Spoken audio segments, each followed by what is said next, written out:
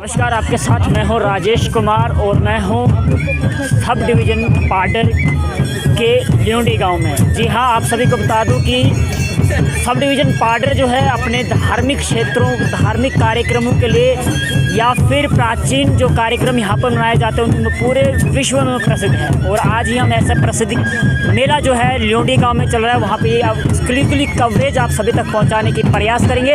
और साथ ही साथ यहाँ के जो सरपंच है मनोहर लाल जी, उनसे भी जानेंगे इसके बारे में, क्या इसका इतिहास है और क्या यहाँ पर जो है इसकी विशेषता रहती है। सरपंच साहब, क्या कहेंगे आज के जो ऐतिहासिक मेला जो यहाँ पर हुआ इसके बारे में? सबसे पहले मैं राजेश जी आपके और आपके साथियों का यहाँ पे इस मेले में स्वागत करता हूँ और साथ में आपका धन्यवाद भी करता हूँ कि आप हर समय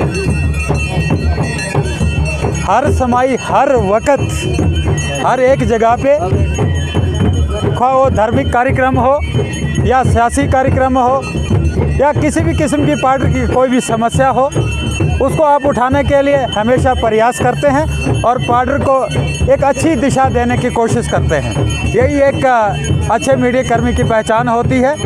तो आज का ये जो ऐतिहासिक मेला हमारे यहाँ ल्योंडी गांव में चल रहा है, ये पार्टी के सबसे बड़े मेलों में से एक मेला है। इसको हम पार्टी नाम से चेटी मेला कहते हैं। ये जैसे अभी हमारे यहाँ बसंत ऋतु की शुरुआत है, उसके स्वागत में, बसंत ऋतु के स्वागत में और सर्दी से गर्मियों की तरफ जाने वाला मेला कहा जाता है। इस मेले के सबसे बड़ी चीज़ ये है कि हमारे यहाँ ल्योंडी के राणे हैं, राणा बलदेव सिंह जी, इनके घर से ये शुरुआत होती है। और हमारे यहाँ जितने भी मट्टी से लेके पलाली तक, लिगरी, हर एक जगह जो भी मेले किए जाते हैं, जिसमें हमारी कंडी मेला हो, मट्टी का मेला हो, कोहल का मेला हो, पंडेल का मेला हो या लिगरी का मग मेला हो, इसको तब किया जाता है जब यहाँ से शुरुआत होती है। इस 3 दिन के मेले को यहाँ पहले करना होता, उसके बाद सारे होते हैं। और ये फिर उसके बाद टर्न वाइज तीसरी साल इसकी फिर से टर्न होती है।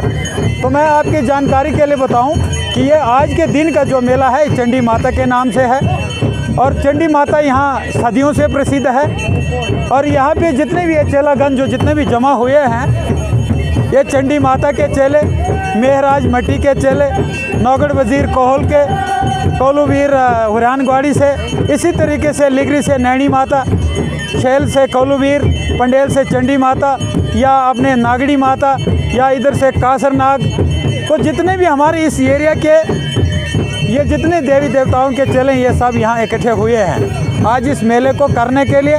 यहाँ मेहराज आते हैं, एक देव यज्ञ के रूप में इसको करते हैं, सबका मेल होता है तो बाकी सारे मेलों की शुरुआत होती है। जहाँ तक हमारा इस मेले का इतिहास है रानू के घर से, तो हमारे पूर्वज कहते हैं कि सदियों पहले जब पाडर चंबा के राजा के अधीन हुआ करता था, यानी ये पाडर क्षेत्र जो है ये चंबा के राजे का हिस्सा है। और जब उनके वहाँ 2 बेटे हुए तो जो राणा, जो यहाँ का राणा है, रादेव सिंह नाम का जो चंबे के राजे का छोटा बेटा था, उसको पाडर की ये जो एरिया है ये एक जागीर के रूप में दिया गया था कि आप जाएं और पाडर पे राज करें।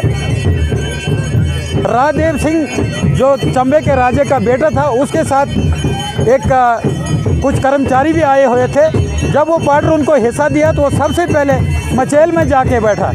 जब वो मचेल बैठे, वहाँ उन्होंने देखा कि मचेल की ज़मीन जो है उसको एक ही टाइम फसल लगती है, इसलिए वो वहाँ से जब वापस आए, उन्होंने यहाँ बीच का जगह देखी। ल्योंडी की जो ज़मीन है ये साल में 2 बार फसल देती है, यहाँ धान भी बनता है, राजमा भी बनती है, हर चीज़ बनती है। तो रादेव सिंह ने देखा कि ये जगह सबसे बढ़िया है, तो यहाँ पे उसने रहना पसंद किया और यहाँ से पाडर क्षेत्र में राज किया। और जब उसने पाडर क्षेत्र पे राज करने लगा तो हमारे पाडर के जितने भी बाकी यहाँ के राणे थे, वो गढ़ का राणा हो, मसू का राणा हो, पलाली का राणा हो, अठोली का राणा हो, इशदारी का राणा हो, जाड़ का राणा हो, अफानी का राणा हो या हमारे कुंदल का राणा हो, ये सब राणा लोग जितने भी थे, ये ल्योंडी के इस रादेव सिंह राणे को अपना कर दिया करते थे, यानी टैक्स दिया करते थे। इसीलिए इसको सबसे रानों के ऊपर राणा कहा जाता है। और उस ज़माने में 800 आबादी के ऊपर ये ये पूरी पाडर की जितनी थी 800 आबादी थी, इसलिए इसको कहते हैं 800 आबादी के ऊपर एक राना। तो इसीलिए जो पाडर के जितने भी लगभग सनातनी लगभग हैं, ये सारे हमारे यहाँ लियोंडी गांव से चलते हैं। यहाँ ऐतिहासिक मंदिर शीतला माता का भी है, चंडी माता का भी है, और हमारे यहाँ रानों के यहाँ साथ साथ, जबकि चंबा शिव भूमि कहा जाती है, चंबा के जब राजदेव सिंह यहाँ आए, उन्होंने अपने साथ में यहाँ शिव जी की स्थापना की। जो मैंने आपको ऐतिहासिक मंदिर दिखाया, जो पत्थर का बना हुआ है और इसके दरवाजे भी पत्थर के थे, आजकल ये खोल दिए गए हैं। तो थोड़ा सा इसमें चेंज किया गया मंदिर को बनाने में, मगर आनर जो मूर्तियाँ हैं वो भगवान शिव की मूर्ति है, पार्वती की मूर्ति है, ये जितनी भी मूर्तियाँ हैं ये उस टाइम के ज़माने में यहाँ के कारीगरों ने राजदेव सिंह के साथ बनाई है। उसने यहाँ भी शिव की स्थापना की है। हमारे इस गांव के लोग, इसके अलावा यहाँ कोई शिव मंदिर नहीं है, पूरा लियोंडी का गांव यहीं पे शिव जी की पूजा भी करता है, और जब शिवरात्रि होती है तो सारे यहाँ शिवरात्रि को भी सेलिब्रेट करते हैं। क्या संदेश रहेगा देवगति पाडर से आपको, हमारे सभी तमाम व्यूअर्स के लिए? मेरा ये संदेश रहेगा कि जो इस वक्त ये देवी देवताओं की कृपा हमारे यहाँ हो रही है, बहुत सालों के बाद ये बर्फ़बारी, ये बारिश हो रही है, ये इन्हीं की देन है। मेरा संदेश ये रहेगा कि हमारी जो पाडर की पहचान है, ये वेशभूषा, ये गाजे बाजे, ये ढोल नगारे, ये तरसूल, ये जो जितना भी सिस्टम है, ये पाडरी ड्रेस है। कुछ हमारे लोग इसका मिसयूज़ करते हैं।